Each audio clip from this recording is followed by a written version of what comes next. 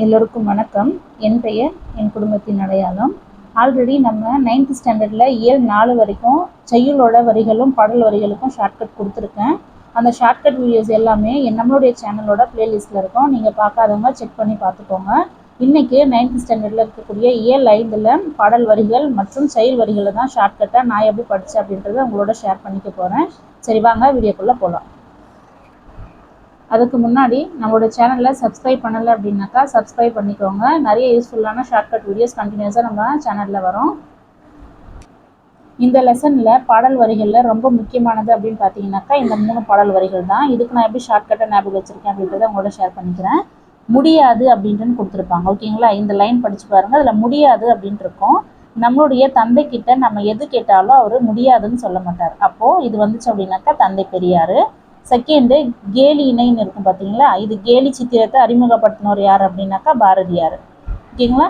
இது தேர்ட், பெண்ணடிமை அப்படின்ட்டு கொஸ்டின் கொடுத்துட்டு இங்கே கொடுத்துருப்பாங்க. இடி முழக்கம்னு கொடுத்துருப்பாங்க. இடி முழக்கம் அப்படின்னாலே சங்கே முழங்கு அப்படின்னு யார் சொல்லியிருப்பாருனாக்கா பாரதிதாசன் தான். ஸோ இதில் இடி முழக்கம் அப்படிங்கிறத நான் இதோட ஷார்ட்கட்டாக ஞாபகம் வச்சுக்கிட்டேன், பாரதிதாசனார். நெக்ஸ்ட்டு குடும்ப விளக்கு. குடும்ப விளக்கு எழுதினவர் யார் அப்படின்னாக்கா பாரதிதாசன். ஸோ இதில் பாரதிதாசனை நான் பாதி அப்படின்னு ஞாபகம் வச்சுருக்கேன். பாரதியை பாதி அப்படின்னு ஞாபகம் வச்சுருக்கேன். விளக்கை பாதியில் அணைக்கக்கூடாது அப்படின்றத நான் இதுக்கு ஷார்ட்கட்டாக ஞாபகம் வச்சுருக்கேன்.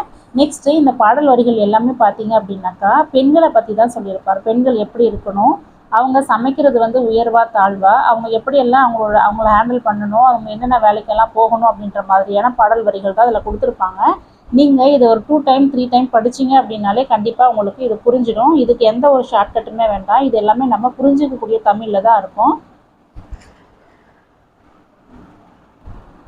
இதில் இந்த 3 பாடல் வரிகளுமே ரொம்ப முக்கியம். இதில் பாருங்கள், ஃபஸ்ட்டு பாரினில் அப்படின்னு கொடுத்துருப்பாங்க. இதை நீங்கள் என்னவே ஷார்ட்கட்டாக ஞாபகம் வச்சுக்கலாம். பாரிக்கு பாரதியே பிடிக்கும் அப்படின்னு ஞாபகம் வச்சுக்கோங்க. பாரிக்கு பாரதியே பிடிக்கும். செகண்டு, மங்கையராய் அப்படின்னு கொடுத்துருப்பாங்க.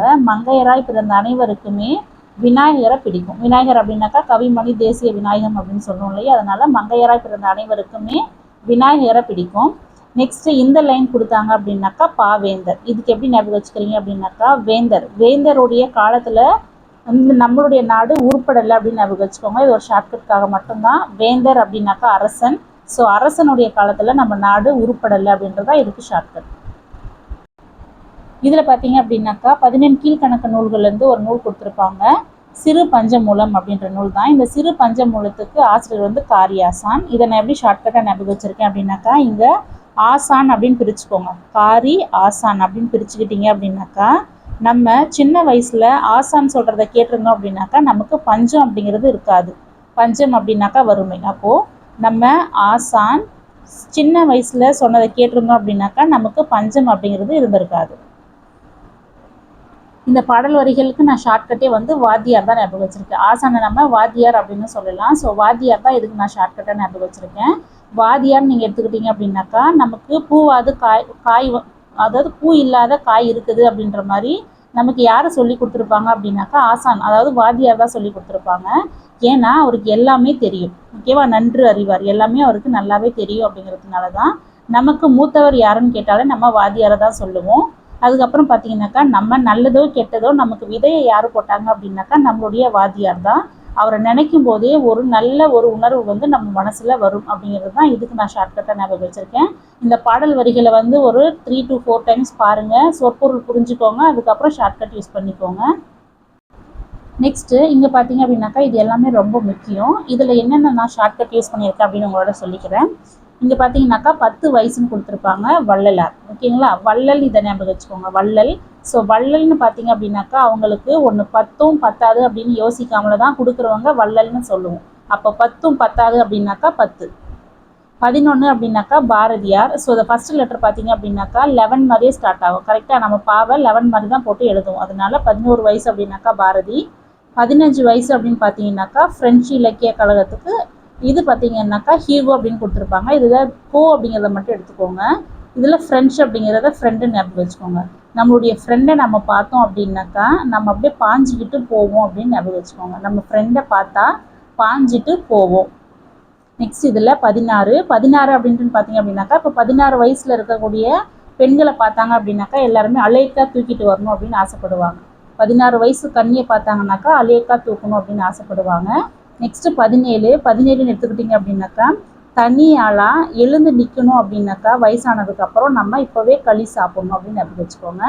தனியாளாக எழுந்து நிற்கணும் அப்படின்னாக்கா வயசானதுக்கப்புறம் களி இப்போ இருந்தே சாப்பிட்ணும்.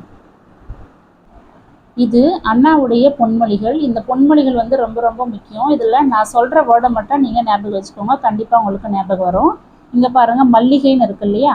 ஸோ மல்லிகை என்னுடைய அண்ணன் மல்லிகைப்பூ வாங்கிட்டு வரல அப்படின்னாக்கா நான் கத்துவேன். ஓகேங்களா? இதில் கத்தின்னு இருக்கு இல்லையா? ஸோ நான் கத்துவேன் அப்படின்றத ஞாபகம் வச்சுக்கோங்க. என்னுடைய அண்ணன் மல்லிகைப்பூ வாங்கிட்டு வரல அப்படின்னாக்கா நான் கத்துவேன்.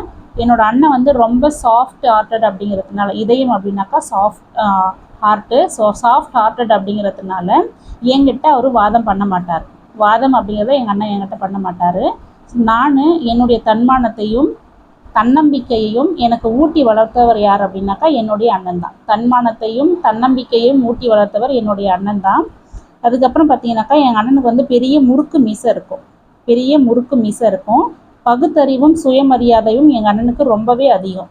அதுக்கப்புறம் ஆனால் இப்போது அவர் ஒரு முனையில், நான் ஒரு முனையில் இருக்கேன்.